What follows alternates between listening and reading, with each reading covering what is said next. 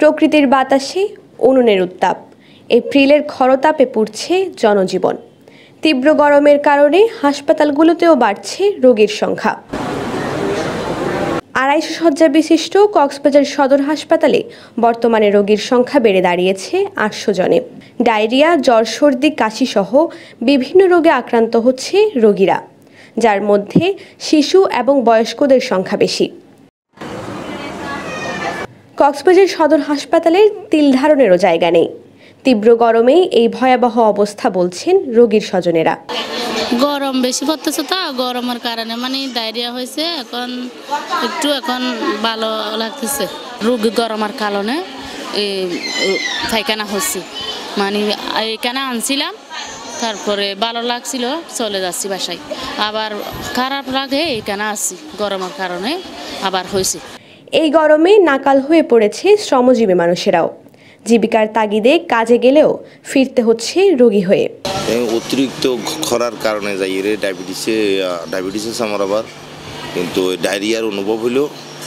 আমি বাসায় ডাক্তার দিয়ে ট্রিটমেন্ট করছি, দেখতেছি যে গত রাতে 2টায় পরিস্থিতি অবনতির দিকে যাচ্ছে। ব্যবসার কারণে বাসা থেকে বের হতে হয়, সেজন্য অনেক গরম পড়তেছে। গরমের জন্য আমার ডায়রিয়াটা হয়েছে। গত 10 দিনে হাসপাতালে রোগীর সংখ্যা বেড়েছে কয়েক গুণ। এই চাপ সামলাতে হিমশিম খাচ্ছে হাসপাতাল কর্তৃপক্ষ।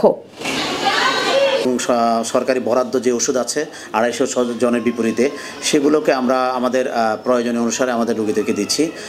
তবে হ্যাঁ, এটা বলা চলে যে বাড়তি কারণে আমাদের একটা বাড়তি চাপ অনুভূত হচ্ছে, এবং সেজন্য আমাদের চিকিৎসা ক্ষেত্রে চালাতে এটা কিছুটা কার্যক্রম আমরা মনে হচ্ছে হালকা একটু বাড়তি চাপ অনুভব করছি। দেশের তাপমাত্রা বাড়ার সাথে সাথে আমরা দেখতে পাচ্ছি যে গরম রিলেটেড যে অসুস্থতা, সেগুলো নিয়ে বিশেষ করে ছোট বাচ্চা এবং বয়স্ক, তাদের এই ধরনের রোগীদের সংখ্যা কিছুটা বেড়েছে আমাদের হাসপাতালে। এবং আমাদের 250 শয্যা, আপনি জানেন যে 250 শয্যার বিপরীতে এখানে প্রায় 7 শতাধিক রোগী ভর্তি আছে বর্তমানে।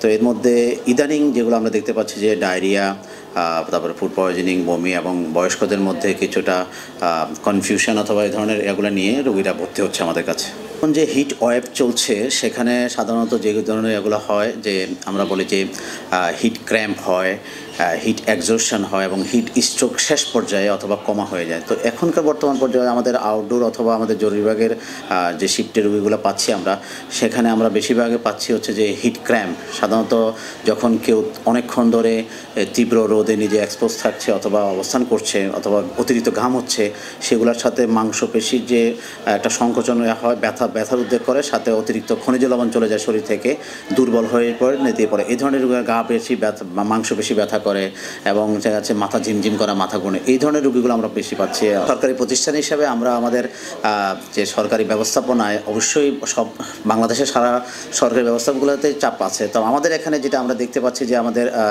250 শয্যা অতিরিক্ত রোগী সবসময় থাকে, প্রায় 8 শতাধিক রোগী এবং 1000 খানিক রোগী আমাদের এখানে ভর্তি থাকে। তো এই বাড়তি চাপ সবসময় আমাদের একটা আলাদা চাপ আছে। এমনিতেই তীব্র দাবদাহে পুড়ছে জনজীবন, তার পাশাপাশি হাসপাতালেও বাড়ছে রোগীর সংখ্যা, এবং এই হাসপাতালে রোগীদের চাপের কারণে হিমশিম খেতে হচ্ছে ডাক্তারদের। এছাড়া হাওয়া দপ্তরের পক্ষ থেকেও নেই কোনো সুখবর। বিশেষ জরুরি কাজ ছাড়া বাইরে না যাওয়ার পরামর্শ হাওয়া দপ্তরের।